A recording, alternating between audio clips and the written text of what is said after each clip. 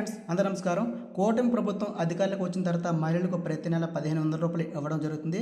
అయితే కూటమి ప్రభుత్వం సూపర్ సిక్స్లో భాగంగా మొదటిస్తున్న పథకం ఏంటి, దాంట్లో వచ్చినటువంటి వివరాలు గైడ్లైన్స్ ఈ వీడియోలో చూద్దాం.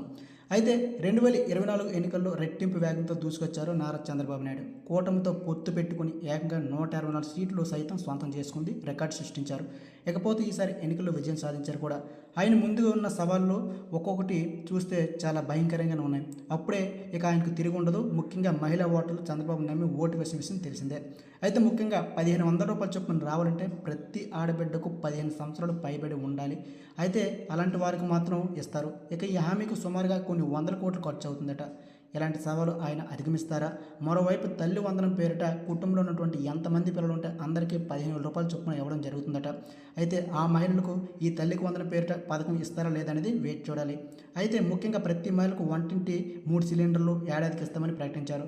చంద్రబాబు ఈ విధంగా ఏడాదికి 3 సిలిండర్లు ఇస్తే కనుక చాలా మందికి ఉపయోగకరంగా ఉంటుంది. దాదాపుగా 15 సిలిండర్లు ఒక్కొక్క కుటుంబానికి ఉచితంగా ఇవ్వాల్సి ఉంటుంది. ఇలా ఇవ్వడం భారీ ఖర్చుతో కూడుకున్న పనే. దీనికి కూడా కొన్ని వేల కోట్లు అవుతుంది. ఇకపోతే మహిళలకు ఉచిత బస్సు కూడా ఇస్తారట. అయితే ఉచిత బస్సు ఎలా పెడుతున్నారు అనేది తెలంగాణలో ఇప్పటికే సీఎం రేవంత్ రెడ్డి మహిళలకు ఇచ్చినటువంటి బస్సు ఈ విధంగా ప్రవేశపెట్టారు. అదే విధమైన గైడ్లైన్స్ కూడా ఏపీలో పెట్టబోతున్నారు అని సమాచారం ఇప్పుడిప్పుడే వస్తుంది. అయితే మొత్తంగా 1500 రూపాయలు రావాలంటే మాత్రం ఖచ్చితంగా 18 సంవత్సరాలు పైబడి ఉండాలి మహిళలకు.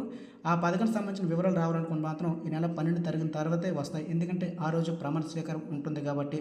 సో ఇది ఫ్రెండ్స్, వీడియో నచ్చితే లైక్ చేయండి, షేర్ చేయండి. జై హింద్.